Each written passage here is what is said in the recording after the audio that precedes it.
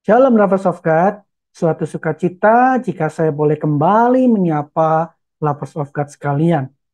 Kiranya setiap Lovers of God yang menyaksikan video ini terus berada dalam kasih karunia Tuhan. Saya terus berdoa agar setiap video renungan yang ada di channel ini boleh menjadi berkat bagi setiap Lovers of God sekalian. Jika Lovers of God terberkati, boleh dukung channel ini dengan klik tombol like dan share video ini. Dan mari bagikan berkat yang didapat oleh Lovers of God di kolom komentar. Boleh saksikan, ketik berkat yang Lovers of God dapatkan. Kenapa? Supaya berkat yang Lovers of God dapatkan boleh juga menjadi berkat bagi Lovers of God yang lain, bagi pemirsa yang lain. Bagi Lovers of God yang belum subscribe, jangan lupa untuk selalu dukung dengan cara subscribe dan nyalakan loncengnya supaya tidak ketinggalan setiap kali saya upload video renungan yang terbaru. Nah, Lovers of God, kita sebagai manusia sering diperhadapkan dengan namanya keinginan dan kebutuhan. Bahkan mungkin kita sering salah dalam menempatkan keinginan kita. Kita lebih mengutamakan keinginan daripada kebutuhan. Bahkan seorang ilmuwan pun, yaitu teori Maslow, mempublikasikan teorinya, yaitu tentang kebutuhan, bukan keinginan. Hal ini sejalan dengan Matius 6 ayat 32. Di situ dikatakan semua itu dicari oleh bangsa-bangsa yang tidak mengenal Allah. Akan tetapi Bapamu yang di sorga tahu bahwa kamu memerlukan semuanya itu. Nah, garis bawahi kalimat kamu memerlukan semuanya itu, lovers of God. Kenapa? Kalimat kamu memerlukan semuanya itu menunjukkan bahwa Tuhan lebih mementingkan keperluan atau kebutuhan kita ketimbang keinginan kita. Kenapa? Karena Tuhan tahu seringkali keinginan kita itu menjadi sumur yang tanpa dasar. Seringkali kita terperangkap dengan keinginan kita itu seperti boleh dikatakan pasir hisap yang terus menghisap kita tanpa kita sadari. Kalau kita baca Matius 6 ayat 32 tadi dalam Alkitab bahasa Inggris, semua Alkitab bahasa Inggris, semua versi yang ada, itu menggunakan kata need, bukan want atau keinginan. Artinya apa? Artinya Tuhan mau agar kita jangan terjebak dengan mendahulukan keinginan kita daripada kebutuhan kita. Sebagai contoh, ketika seseorang dalam keadaan lapar, seringkali dia mengutamakan makanan yang dia inginkan. Jika makanan yang dia inginkan tidak ada, dia rela untuk tidak makan. Jika sudah begini, maka orang tersebut tidak dapat membedakan mana yang lebih utama antara kebutuhan dan keinginan. Lalu, apakah kita tidak boleh punya keinginan? Tentu boleh, lovers of God. Kenapa? Karena keinginan itu muncul dari kehendak bebas. Dan kehendak bebas dalam diri manusia itu Tuhan sendiri yang membuatnya.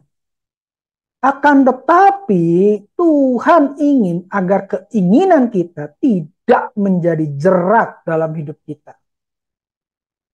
Karena seringkali ketika kita lebih mengutamakan keinginan kita, itu kita terdorong untuk melakukan hal-hal yang bahkan boleh dibilang di luar etika, di luar moral. Kenapa? Karena kita lebih mementingkan keinginan kita. Hati-hati ya, lovers of God. Sebenarnya kenapa sih Tuhan ingin kita lebih mengutamakan kebutuhan daripada keinginan? Berikut ini beberapa hal penting di dalamnya. Yang pertama, agar kita dapat menikmati hidup yang Tuhan berikan. Iya, mungkin orang berpikir begini, ketika saya berlimpah materi, maka saya baru bisa menikmati hidup. Tetapi coba perhatikan, ada dua orang anak kecil. Satu, anak kecil dari seorang konglomerat.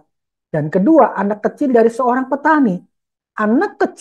kedua anak kecil ini sama-sama bisa menikmati hidup mereka. Jadi problemnya bukan pada hal materi, melainkan bagaimana mereka menghargai hidup dan menikmati hidup. Kenapa? Karena fokus anak kecil ini itu bukan hal-hal yang lahiriah. Mereka bisa enjoy menikmati hidup mereka. Hal ini sejalan dengan Lukas 12 ayat 23 yang berkata, sebab hidup itu lebih penting daripada makanan dan tubuh itu lebih penting daripada pakaian. Seringkali kita terbalik, kita lebih berfokus pada makanan. Kalau nggak makan di tempat itu, kalau nggak makan dengan cara seperti ini, kalau nggak makan dengan level seperti ini, rasanya saya belum makan. Kalau saya belum pakai pakaian seperti ini, pakaian yang seperti si A, si B, si C, saya rasanya belum punya pakaian. Padahal pakaian di rumah itu sudah 1, 2, bahkan 3 lemari full dengan pakaian. Ya, karena itu Tuhan ingatkan, hidup itu lebih penting daripada makanan dan tubuh lebih penting daripada pakaian. Rasa cukup adalah sebuah rem bagi kita ketika kita sedang terperangkap dalam berbagai-bagai keinginan. Rasa cukup pula lah yang akan membuat ibadah kita jadi bermakna. 1 Timotius 6 ayat yang ke-6 berkata, memang ibadah itu kalau disertai rasa cukup memberi keuntungan besar. Kenapa? Ketika kita tidak hidup dengan rasa cukup, maka dalam setiap ibadah kita, kita bukan lagi kita bersyukur atas berkat yang Tuhan berikan, tetapi kita menjadi tuntutan, kita menuntut Tuhan. Kenapa Tuhan saya tidak seperti dia? Kenapa Tuhan saya tidak bisa menikmati seperti dia? Fokus hidupnya adalah membandingkan berkat orang lain, bukan mensyukuri berkat yang sudah dia terima dari Tuhan. Hati-hatilah bersahabat. Nah, hal yang kedua yang perlu kita renungkan adalah agar kita dapat mengucap syukur atas setiap berkat yang Tuhan berikan buat kita. Orang yang tidak mengejar keinginan, maka dia dapat bersyukur atas setiap berkat yang Tuhan beri. Sekecil apapun berkat yang Tuhan sudah berikan buat dia. Ketika orang itu lebih mengutamakan kebutuhan, mungkin dia baru bisa makan dengan menu yang sangat sederhana. Ya, tetapi dengan rasa syukur, orang itu dia bisa menikmati hidupnya. Amin. Amin, lovers of God. Orang yang bisa menikmati hidup, maksud saya begini, orang akan bisa menikmati hidup ketika dia bisa mensyukuri berkat yang sudah dia terima. Ketika saya masih SMP, saya ikut pramuka. Dan waktu itu sedang camping. Dalam camping itu ada acara hiking dan saya harus melewati daerah persawahan. Dalam perjalanan itu saya ketemu dengan suami istri petani, Pak Tani dan Bu Tani. Mereka sedang mau makan. Ada 3 susun rantang. Dan ketika kami, rombongan saya dengan teman-teman lewat, Pak Tani berkata, ayo makan sama-sama dek. Karena kita mengejar waktu, kami berkata, maaf, makasih Pak, kita sedang mengejar waktu. Karena kita ditunggu di pos di depan kita. Tetapi saya penasaran apa sih yang ada, apa sih isi dari 3 rantang.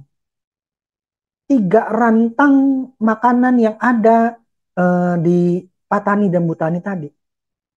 Saya lihat rantang pertama, isinya nasi putih. Full 1 rantang itu nasi putih.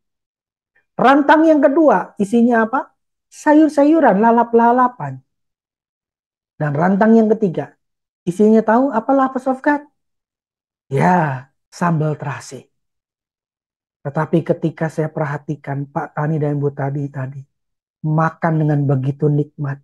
Kenapa? Karena Pak Tani dan Bu Tani tadi bisa bersyukur atas apa yang mereka punyai. Sehingga mereka bisa menikmati hidup. Contoh lagi, ketika dalam suatu keadaan kesulitan makanan, ada seseorang yang membagikan nasi bungkus misalnya. Jika orang yang menerima nasi bungkus itu tidak mengutamakan keinginan, maka sesederhana-sederhananya lauk dalam nasi bungkus itu akan membuat orang tersebut mengucap syukur dan dia bisa menikmati makanannya. Ya, tapi perhatikan, beda dengan orang yang terjerat dengan keinginan. Ketika dia buka, lalu dia berkata, kenapa lauknya seperti ini? Dia tidak bersyukur atas lauk yang dia punya. Dia lalu berkeluh kesah, dia mengomel. Sekalipun dia makan tanpa rasa bersyukur. Dengan kondisi seperti ini, dia tidak bisa menikmati hidupnya. Hal ini sejalan dengan 1 Tesalonika 5 ayat yang ke-18.